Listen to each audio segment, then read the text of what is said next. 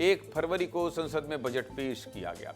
इसके बाद दूसरे दिन ही संसद में जोरदार हंगामा देखने को मिल गया। ठीक दोपहर 12 बजे राष्ट्रपति के अभिभाषण पर धन्यवाद प्रस्ताव पर चर्चा शुरू हुई। केंद्रीय मंत्री सर्बानंद सोनोवाल ने लोकसभा में धन्यवाद प्रस्ताव पेश किया। इसके बाद बीजेपी की तरफ से राष्ट्रपति अभिभाषण पर धन्यवाद प्रस्ताव पर चर्चा में बोलने के लिए तेजस्वी सूर्या खड़े हुए। इस दौरान तेजस्वी सूर्या ने आंकड़ों के साथ कांग्रेस पार्टी पर जमकर निशाना साधा। तेजस्वी सूर्या ने कहा कि कांग्रेस पार्टी बताई कि देश में आतंकी हमले हुए तो क्या किया।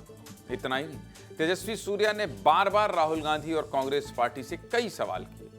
इसके बाद राहुल गांधी ने बोलना शुरू किया।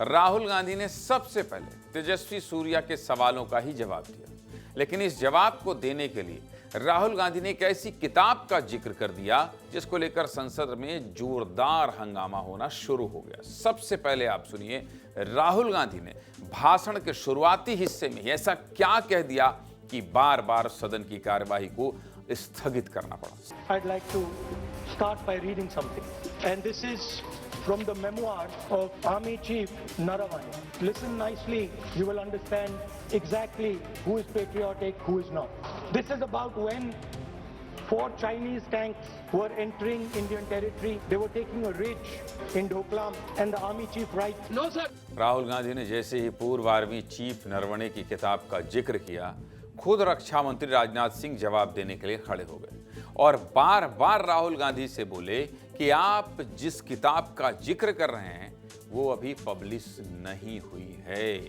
आप साबित करिए कि ये सही है। राहुल गांधी ने कहा 100% सही है। इसी बीच क्या हुआ, गृह मंत्री अमित शाह ने भी राहुल गांधी को जवाब दिया। लोकसभा में पक्ष और विपक्ष दोनों ही तरफ से जोरदार हंगामा होने लगा। लोकसभा में नेता विपक्ष राहुल गांधी ने पूर्व आर्मी चीफ जनरल नरवणे की अनपब्लिश्ड किताब का हवाला देते रहे। मतलब जिस किताब का जिक्र राहुल गांधी कर रहे थे वो अभी तक प्रकाशित ही नहीं हुई है, लेकिन उसी का हवाला देते हुए राहुल गांधी बार बार सरकार से चीन को लेकर सवाल पूछ रहे थे। सदन में माहौल गर्म होता जा रहा था।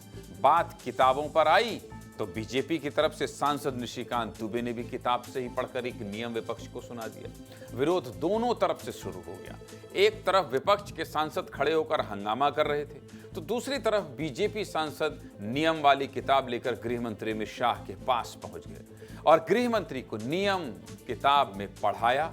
संसद में हंगामा बढ़ता रहा। सपा प्रमुख अखिलेश यादव भी अब राहुल गांधी के समर्थन में खड़े हुए और कहा कि राहुल गांधी संवेदनशील मुद्दे पर बोल रहे हैं।